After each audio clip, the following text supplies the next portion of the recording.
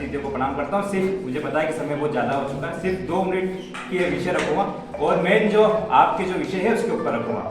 साहब ने पूछा कि समस्या बताइए, आप सभी ने समस्या बताई। मैंने इतने सारे शिविर अटेंड करे, मेरा जो अनुभव है उन सारी समस्याओं का समाधान बहुत जल्दी हो जाता है जिन लोगों के पास में समस्या के साथ उस समस्या को हल करने के सुझाव भी होते हैं।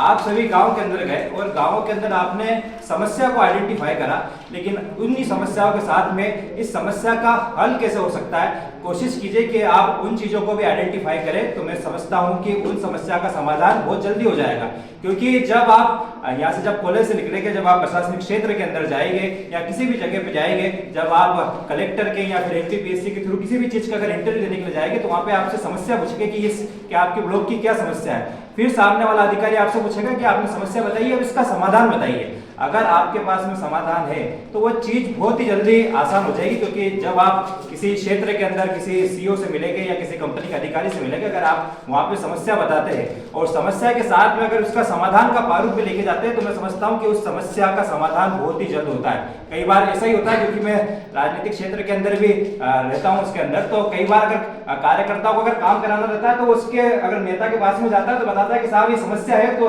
नेता उनसे पूछता है कि समाधान कैसा होगा, तो एक पर्ची के अंदर नंबर भी तैयार रखता है कि भैया इनसे बात करनी पड़ेगी, फटाक से समाधान हो जाएगा।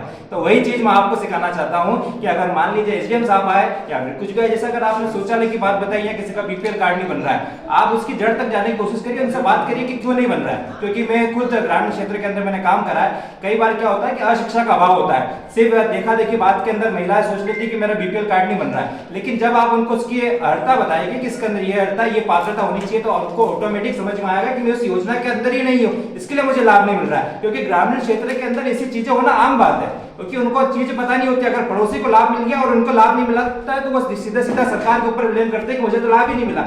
लेकिन जब आप उन्हें पात्रता बताएंगे, उसकी समस्या खोजेंगे, जब पता चलेगा कि वो उस चीज के लिए पात्र नहीं है तो वहीं पर समस्या का समाधान हो जाएगा। इसलिए एक तो भविष्य के अंदर एक चीज आप ध्यान रखें कि कहीं पे भी अगर आप समस्या को आइडेंटिफाई कर रहे हैं तो उसके साथ में समाधान को भी आइडेंटिफाई करें। दूसरा एक और अनुभव मैं आपको ये बताता हूँ कि चूंकि जितने भी वक्ता थे सबका मेन विषय ये था कि शिविर क्यों आयोजित किया जाता है, किस प्रकार से शिविर से हमको क्या सीखने को मिलता है। सबने अपना अनुभव साझा करें।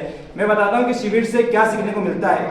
अगर मुझे यहाँ पे कोई 1 लाख रुपए देके भेजे और मेरे से बोले कि ये शिविर आपको संचालित करना है तो मैं बड़े हंसते खेलते शिविर को संचालित कर लूंगा। अगर यहाँ पे झाड़ू निकालनी होगी और कोई अगर नहीं निकालेगा तो मैं उसको 500 रुपए दे दूंगा कि मुझे झाड़ू निकालो, तो वो झाड़ू निकाल देगा।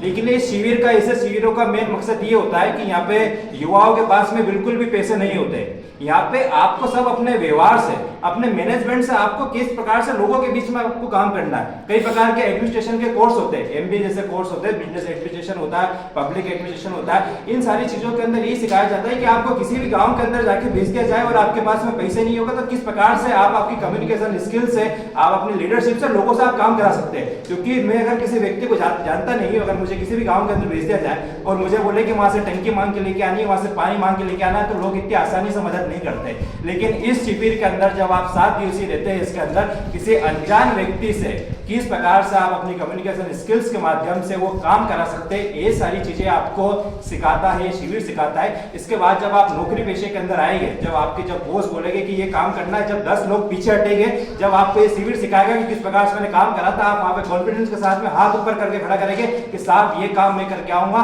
तो निश्चित रूप से आप उन लोगों के बीच में अलग हो गए। यही शिविर सिखाता है। इसी चीज को आप सीखे। आपने मुझे यहाँ पे बुलाया, मुझे सुना, इसके लिए बहुत बहुत धन्यवाद।